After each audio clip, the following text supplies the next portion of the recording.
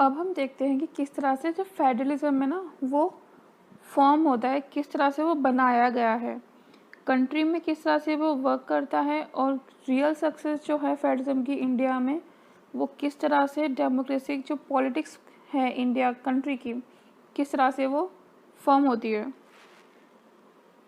Then जो बनाया गया था पहले फेडरलिज्म स्टेट, वो बेसिस हुआ था उसका लिंग्विस्टिक बेसिस पर। ठीक है, क्यों? क्योंकि जो लिंग्विस्टिक बेसिस थी वो एक बहुत मेजर फैक्टर था कि हमारे यहाँ हर जगह डिफरेंट लैंग्वेजेस बोली जा रही थी ना, तो उसी बेसिस पे होता है। तो तमिल जो थे, मतलब तमिलनाडु में, वहाँ उन्होंने स्टेट की डिमांड करी थी पहले। ओके, देन यहाँ पर बहुत सारे जो मैनी स्टेट्स थे वो ख़त्म हुए, बहुत सारे न्यू स्टेट्स क्रिएट किए गए। 1947 की में जो बाउंड्रीज थी सेवरल स्टेट्स की, पुराने जो स्टेट्स थे उनको न्यू स्टेट्स में कन्वर्ट किया गया। जैसे कि आपको बेस्ट एग्जांपल बताऊं तो अभी जो 2000 में हुआ था कि जो हमारा है ना यूपी से उत्तराखंड सेपरेट हुआ था 2000 में। ठीक है, तो वो अगर आपको फ्रेशली माइंड में रिप्रेजेंट रहे तो वो सबसे बेटर है आपको याद रखने के लिए किस तरह से वो न्यू स्टेट बने वहाँ से। ठीक है, देन जो यहाँ डिमांड उठती है ना, अच्छा, this was done to ensure that people who spoke the same language lived in same state. इसको ये ध्यान में रखा कि हाँ जो मतलब जो पीपल्स हैं जिस स्टेट में जो लैंग्वेज बोलते हैं ना उसके बेसिस पर हो। Okay, when the demand from the formation of state on the basis of the language was raised, some national leaders fear that would be disintegrate of the country. मतलब जब हम लैंग्वेज के बेसिस पे अपने states को divide कर रहे थे तो ऑब्वियसली लड़ाई होने वाली चीज़ें जो थी, कन्फ्लिक्ट स्टार्ट होने का डर जो था वो लीडर्स को था, पर ऐसा ज़्यादा कुछ देखने को मिला नहीं हमें, थैंक्स जो हमारे कॉन्स्टिट्यूशन फॉर्म करा है हमारे कॉन्स्टिट्यूशन लीडर्स ने। अच्छा, हम देखिए जो लैंग्वेज वाली पॉलिसीज थी हमारी, उसमें जो second test for Indian federation is the language policy. ठीक है, सेकंड टेस्ट था, उसमें जो कॉन्स्टिट्यूशन था did not give the status of national language to anyone. यानी कि जो स्टेट की जो लैंग्वेजेस थी ना उनको नेशनल लैंग्वेज नहीं बताया गया। जैसे कि महाराष्ट्र की जैसे कि मराठी है उसको नेशनल लेवल नहीं बनाया, नेशनल लैंग्वेज नहीं बनाया। तमिल को नेशनल लेवल नहीं बनाया, लैंग्वेज नहीं बनाया। इनफैक्ट जो हमने ऑफिशियल लैंग्वेज रखी ना अपनी, वो रखी हमने हिंदी। ठीक है, क्योंकि हिंदी जो है नॉर्मली लोग बोल लेते हैं इजीली। उसके फिर ये तो हिंदी जो है, क्योंकि हमारे इंडिया दैट इज़ भारत है, तो ऑब्वियसली आप देखिए भारत एक हिंदी वर्ड है, संस्कृत से ड्राइव हुआ है वो। ठीक है, तो इसलिए हमने हिंदी रखा। Then according to the constitution the use of English for official purpose, क्योंकि आप देखिए अगर हमारा जो हम अब देखिए जो ऑफिशियली है ना कि भाई कंपलसरी है, जो हमारी पार्लियामेंट है उसमें इंग्लिश का बोलना, वो कंपलसरी नहीं करा गया, उसे बंद कर दिया गया। क्यों? क्योंकि अब देखिए अगर हम इंग्लिश ऑफिशियली कर देते तो अब देखिए अलग अलग स्टेट में रहते हैं, हमारे यहाँ अलग अलग लेवल्स पर भी हैं जो एमपी एमएलए वगैरह होते हैं। अब कुछ ऐसे होते हैं जिनको इंग्लिश नहीं आती है अच्छे से। अब जैसे कि साउथ इंडियंस हैं तो वो अपनी लैंग्वेज में ही ज़्यादा कंफर्ट होता है बोलना, बजाय उन्हें किसी अदर लैंग्वेज में बात करनी हो, तो इसलिए ठीक है इंग्लिश को ऑफिशियली ना रख के हमने ऐसा करा कि हाँ हमें जो भी डॉक्यूमेंट्स इंटरचेंज करने होंगे ना, या जो मेन चीज़ होगी वो हम इंग्लिश में करेंगे, बट ऑफिशियली पर्पस जो है वो स्टॉप हो गया था 1965 में। देन जो सेंट्रल गवर्नमेंट था वो respond by agree to the continue use of English along with. हाँ देखिए यहाँ पर ऑफिशियली तो बंद कर दिया था, लेकिन बाद में सेंट्रल गवर्नमेंट एग्री हो गई थी हिंदी के साथ इंग्लिश को ऑफिशियली पर्पस करने के लिए, क्योंकि मैंने बताया ना आपको कि अब हर किसी को तो भाई हिंदी नहीं आती होगी ना, अब अलग अलग स्टेट से बिलोंग करते हैं तो उनको अपने स्टेट की लैंग्वेज ज़्यादा अच्छे से है, तो ऑब्वियसली वो हिंदी सीखने से बेटर है कि इंग्लिश सीखेंगे ना, क्योंकि वो उनको अदर स्टेट्स में भी काम आएगी और फिर फॉरेन कंट्रीज़ में भी वो ज़्यादा काम आती है, तो इसलिए ही ना। बट हिंदी ऐसा है कि हाँ, अगर हमसे कोई पूछता है तो बोलते हैं कि भाई हिंदी बोली जाती है वहाँ पे, ठीक है। बट इसका देखिए, इसका ये बिल्कुल मतलब नहीं था कि जो सेंटर है can impose Hindi on state where people ask different language. बस ये तो था कि हाँ भाई ऑफिशियल लैंग्वेज है, लेकिन किसी भी स्टेट को ये फोर्स नहीं करा गया कि हाँ आपको हिंदी बोलनी है, ठीक है। वो उनकी लैंग्वेज है, उन्हें उनकी लैंग्वेज में बात करना कंफर्ट है, तो वो ही सही रहेगा। अब देखिए, जो हमारा सेंटर स्टेट का रिलेशन है वो भी इसमें एक इम्पॉर्टेंट रोल प्ले करता है। क्यों? क्योंकि देखिए, जो स्टेट होता है हमारा, उसको पावर सेंटर ही देता है ना। अब जो सेंटर जिस तरह से वर्क करेगा उसके बेसिस पर ही तो वो स्टेट को पावर देगा ना। अब देखिए, जैसे कि हमारे घर में देखें तो अब जैसे मम्मी पापा होते हैं हमारे, तो वो ही जो मेन होते हैं वो हमारे सेंटर हैं, बाकी हम जो बच्चे होते हैं वो हम स्टेट मान लीजिए। अब जब तक उनका कोई ऑर्डर नहीं होगा कि हाँ हम ऐसे करेंगे, तो तब तक आप नहीं कर सकते ना उस चीज़ को। पर तुम्हारे पास खुद की पावर है, तुम अपना पढ़ सकते हो अच्छे से, अगर तुम्हें कुछ काम करना है तो तुम अच्छे से कर सकते हो, ठीक है। तो वही होता है यहाँ पर भी। Then restructuring the center-state relation is one more way in which federalism has been strength in the practice. इस तरह की प्रैक्टिस करने से क्या हुआ कि हमारा जो फेडरलिज्म का स्ट्रक्चर है वो थोड़ा स्ट्रॉन्ग हुआ, ठीक है, स्ट्रेंथ उसकी बढ़ी। देन 1990s में क्या हुआ, there was a raise of regional political parties in many states, ठीक है। अब बहुत सारी 1990s में वो है ना कि देखिए कंट्री बढ़ती है, स्टेट बढ़ते हैं, तो ऑब्वियसली रीजनल पार्टीज़ भी आपकी फॉर्म होती हैं। देन यहाँ पर क्या बिगनिंग हुआ, जहाँ पे कॉलिगेशन गवर्नमेंट का फॉर्म हुआ। कॉलिगेशन गवर्नमेंट क्या होता है, यानी कि छोटी छोटी जो पार्टीज़ होती हैं वो मिलकर एक बड़ी पार्टी बना लेती हैं, तो उसको बोलते हैं हम कॉलिगेशन ऑफ गवर्नमेंट, ठीक है। Since no single party got a clear majority in Lok Sabha, ठीक है, the major national parties has led to enter into alliance with many parties, यानी कि जो मेजॉरिटी होगी ना लोकसभा में, अभी तक सिंगल पार्टी की नहीं है। क्यों? क्योंकि वहाँ पर डिफरेंट पार्टीज जो हैं फॉर्म होती हैं, डिफरेंट पार्टीज फॉर्म होती हैं, इसलिए हमारी कंट्री में आप देखेंगे कि डिफरेंट टाइप्स ऑफ पार्टीज होती हैं, लोकल पार्टीज होती है ना, जैसे बीजेपी है, कांग्रेस है, आम जनता दल है,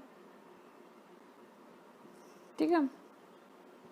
उसी तरह से होती है हमारी लोकल की जो गवर्नमेंट होती हैं, उस लाइक जो हमारी पंचायत और म्यूनसिपैलिटीज़ होती हैं, इसमें भी होता है पंचायत में कि हाँ इसमें भी अलग अलग पार्टीज हो जाती है ना, पंचायत घर में भी जाते हैं हम। तो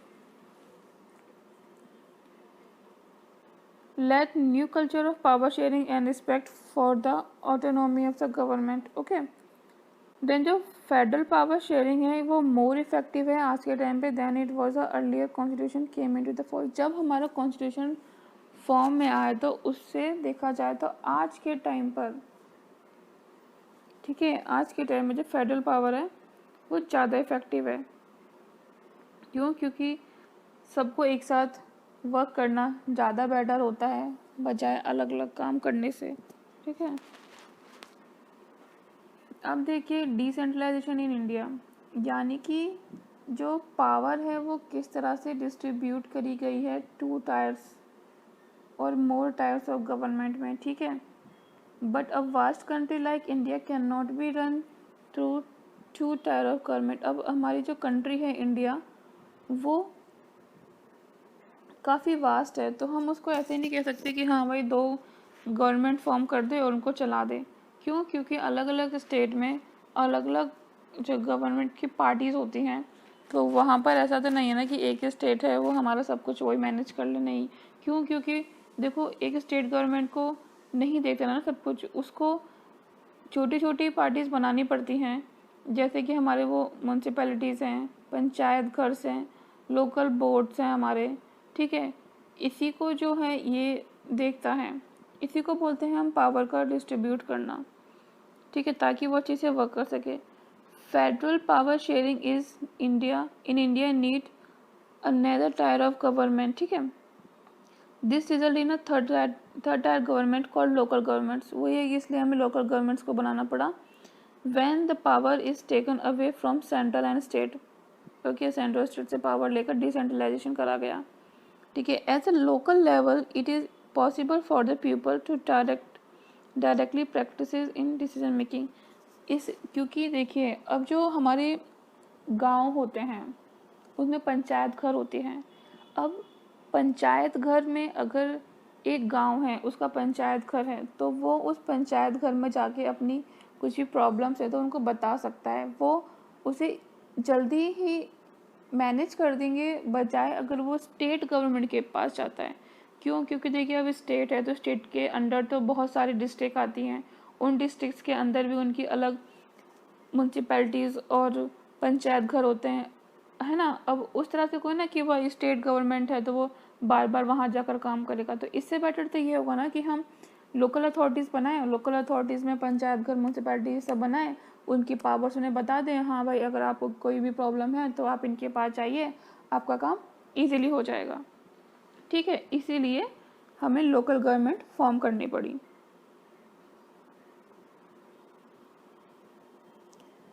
देन जो डिसेंट्रलाइजेशन का जो डिसेंट्रलाइजेशन का स्टेप था ना वो 1992 में आया, ठीक है। क्यों? सॉरी देखिए 1992 में आया, ठीक है। जो हमारे लोकल रूलर्स गवर्नमेंट थे इस पॉपुलरली पंचायत घर, ठीक है, पंचायत घर बोलते हैं उन्हें। दिस इज यहाँ पे सेवरल वार्ड मेंबर्स भी होते हैं, कॉल्ड पंच बोलते हैं, एंड प्रेसिडेंट ऑफ सरपंच, ठीक है। दे आर डायरेक्टली इलेक्टेड होते हैं, ये डायरेक्टली इलेक्टेड होते हैं। इनको जो अडल्ट पॉपुलेशन होती है वो डायरेक्ट अब वार्ड मेंबर्स जो होते हैं गांव के वो इलेक्ट करते हैं। डिसीजन मेकिंग बॉडी होती है ये एंटायर गांव की, पंचायत समितिज होते हैं, ठीक है। यहाँ पर एक साथ जिला परिषद जो होता है वो होता है, यहाँ पर एक साथ मिलकर काम करते हैं। जो लोकल गवर्नमेंट होती हैं बॉडीज़ की, लोकल गवर्नमेंट बॉडीज़ जो हैं वो अर्बन एरियाज़ को देखती हैं, देन बिग सिटी की जो होती हैं वो उनको म्यूनसिपैलिटीज़ देखती हैं। यानी कि जो लोकल गवर्नमेंट होता है मतलब जो गांव में जो चीज़ होती है ना गांव वाले उसमें देखते हैं, वो पंचायत घर वगैरह देखते हैं, और जो बड़ी हमारी सिटीज़ होती हैं ना उसमें म्यूनसिपैलिटीज़ देखती हैं, म्यूनसिपल कॉर्पोरेशन होते हैं, ठीक है। This new system of local government in the largest experiment in democracy conduct anywhere in the world. अब देखिए जो फेडरलिज्म है वो ही दूसरा फॉर्म है पावर शेयरिंग का, ठीक है। पावर शेयरिंग एक हम बोलते हैं कि नॉर्मल बेसिस पे सबको बताना होता है किस तरह से हम पावर को शेयर करते हैं। उसी तरह से जो हमारा फेडरलिज्म का सिस्टम है ये बताता है कि किस तरह से हमारी जो गवर्नमेंट है वो एक से ना लेके 2-3 गवर्नमेंट की फॉर्म हुई है। जैसे पहले 2 में था, सेंट्रल और हमारा स्टेट था, उसी तरह से वो बाद में लोकल अथॉरिटीज़ में भी कन्वर्ट हुआ, ठीक है। उसी तरह से हमारी कंकरेंट लिस्ट बनाई गई यहाँ पे। अब देखिए, अब मैं आपको ये मैप दिखाती हूँ। इस मैप में 1947 के टाइम पर देखिए आपको दिख रहा होगा इसमें, तो देखिए हमारे देखिए यहाँ पे ये सेंट्रल है, ठीक है। यहाँ पे सेंट्रल प्रोविज़न बना दिया, ये हमारा यूनाइटेड प्रोविजंस बना दिया। ये देखिए ये हमारे इधर वेस्ट पाकिस्तान हो गया, ये ईस्ट पाकिस्तान है हमारा, ठीक है। यानी कि 1947 के टाइम में हमारा जो कंट्री था वो इस तरह से डिस्ट्रीब्यूट हो रखी थी। 1947 के बाद हमारी कंट्री दोबारा से रिफॉर्म हुई। देन जब हमारे स्टेट्स बने नए, अच्छे से हमारी कंट्री मैनेज हो गई, देन हमारा ये मैप था। अब देखिए इस मैप में हमें क्लियरली ये बताया गया है कि इस तरह से हमारी कंट्री है, इस तरह से हमारे स्टेट्स बनाए गए हैं। देन अभी आप फर्दर देखेंगे तो अभी आपको पता ही होगा जम्मू कश्मीर वाला इशू चल रहा था, तो अब जम्मू कश्मीर हमारी यूनियन टेरिटरी हो गई है। ओके, लद्दाख और जो कश्मीर है उसमें तो मतलब देखिए वही है कि फेडरलिज्म का मतलब यही होता है कि जब हमें ज़रूरत होती है किसी चीज़ की ना, हमें वो काम तब कर देना चाहिए। अब देखिए ये जो एक डायग्राम है, इसमें क्या है इस पिक्चर में कि कुछ पीपल्स होते हैं जो इस तरह से बोलते हैं कि देखिए जो स्टेट गवर्नमेंट है उनको तो जो सेंट्रल गवर्नमेंट है वो इस तरह से रखती है कि अगर हम सेंट्रल गवर्नमेंट जब तक पावर नहीं देगी, जब तक ये जो स्टेट गवर्नमेंट है ये कुछ नहीं कर पाएगी। जबकि देखिए ऐसा नहीं है, इसको नेगेटिव वे में ना लीजिए क्योंकि ये पॉजिटिव है। क्यों? क्योंकि देखिए सेंटर के पास जो पावर होती है ना, वो डिस्ट्रीब्यूट करते हैं स्टेट में। क्यों? देखिए अगर स्टेट को कंट्रोल नहीं करेगा पावर, यानी कि अगर वो सेंट्रल नहीं देखेगा स्टेट को, तो इस तरह से बिखर जाएगी ना कंट्री हमारी। फिर तो स्टेट बोलेगी हम अपने अकॉर्डिंग करते हैं, हम अपने अकॉर्डिंग करते हैं। हमने इसको स्टेट को रिस्पॉन्सिबिलिटीज़ दे रखी हैं कि आप अपनी पावर्स का अच्छे से यूज़ करिए। अगर अच्छे से पावर को ये यूज़ नहीं करती है तो आप फर्दर पढ़ेंगे कि प्रेसिडेंट एमरजेंसी भी लग जाती है। ठीक है, एमरजेंसीज वगैरह आप अपने शायद नेक्स्ट लेक्चर मतलब आपकी जो फर्दर क्लासेस होंगी उसमें पढ़ेंगे हम। ठीक है, यानी कि हम किसी भी चीज़ को मैनेज करके चलते हैं ना, तो वो हमारे लिए ज़्यादा अच्छा होता है बजाय उसके कि हम छोटी छोटी बातों पे कन्फ्लिक्ट स्टार्ट करें। देन तो ये था हमारा फेडरलिज्म का चैप्टर।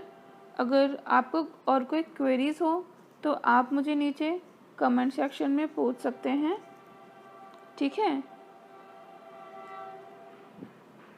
कमेंट सेक्शन में आप मुझसे पूछिएगा। और अगर मैं आपसे कुछ क्वेश्चंस पूछूं तो मैं आपसे ये बोलूँगी कि जो हमारा 7 शेड्यूल है ना, उसके बारे में आप पढ़िए और मैं कहूँगी कि 1-2 पॉइंट्स आप उसके बारे में कमेंट सेक्शन में करिए। ठीक है, देन किस तरह से जो हमारा सेंटर और स्टेट का रिलेशन है ना, वो अगर आप देखना चाहें तो एक बार देखिएगा किस तरह से वो वर्क करता है। Then thank you.